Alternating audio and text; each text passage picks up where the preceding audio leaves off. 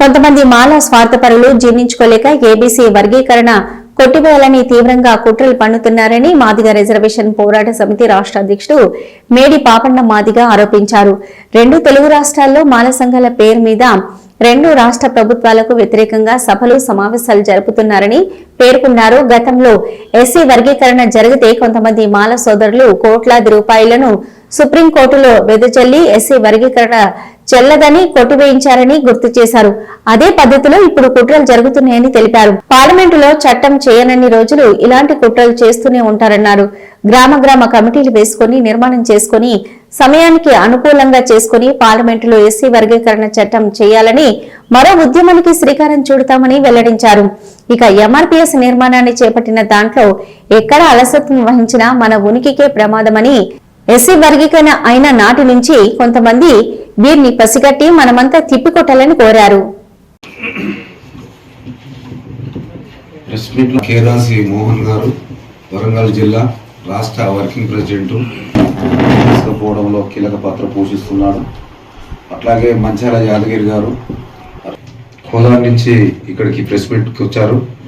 ఆయన కూడా దక్షిణాది జిల్లాల అధ్యక్షులు కార్యక్రమాన్ని ముందుకు నడిపిస్తా ఉన్నాడు. నరసింహ గారు మరి ఎంతో ఎంఆర్పిఎస్ అంకిత భావంతో పనిచేస్తున్నటువంటి మిత్రుడు.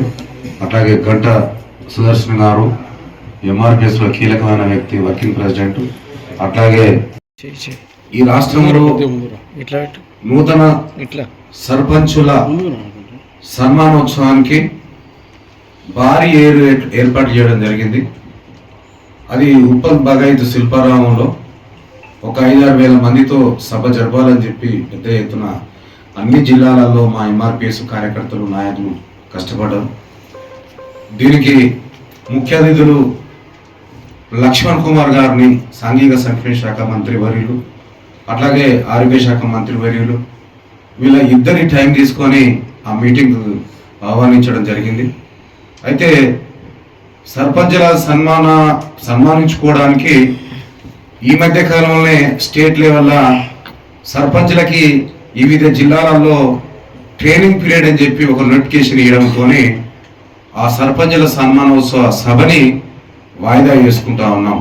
దయచేసి మిత్రులు ఎవరు కూడా అన్యతగా భావించొద్దని చెప్పి మా ఎంఆర్పిఎస్ కష్టపడ్డటువంటి వివిధ జిల్లాలో నాయకులకు అందరికి కూడా మనవి చేస్తా ఉన్నాం.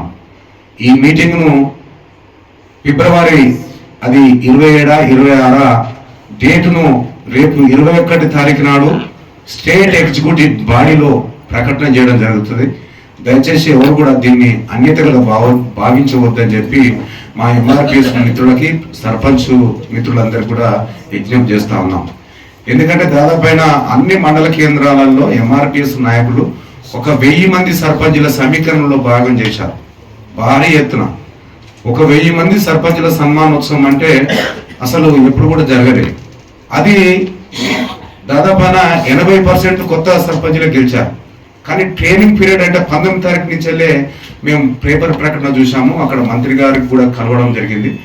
ఇది కొంచెం దురదృష్టంగా మేము భావిస్తూ అది ఫిబ్రవరి 27 కానీ 26 కానీ స్టేట్ ఎగ్జిక్యూటివ్లో మేము 21 తారీఖు నాడు రాష్ట్ర ఎగ్జిక్యూటివ్ బాడీ జరుగుతుంది. ఆ రాష్ట్ర ముఖ్య కార్యకర్తల సమావేశము రావంతపూర్లో లింగారెడ్డి ఫంక్షన్ హాల్లో 11 గంటల నుంచి వెళ్ళి ముఖ్య కార్యకర్తల సదస్సు జరగబోతా ఉంది. కాబట్టి ఆ ఎంఆర్పిఎస్ ముఖ్య కార్యకర్తలు ప్రతి జిల్లా, మండల, గ్రామ స్థాయి, రాష్ట్ర స్థాయి లీడర్లందరూ కూడా ఖచ్చితంగా 21 తారీఖు 11 గంటలకు రావంతపూర్కు హాజరు కావాల్సిందిగా మేము పిలుపునిస్తా ఉన్నాం. ప్రధాన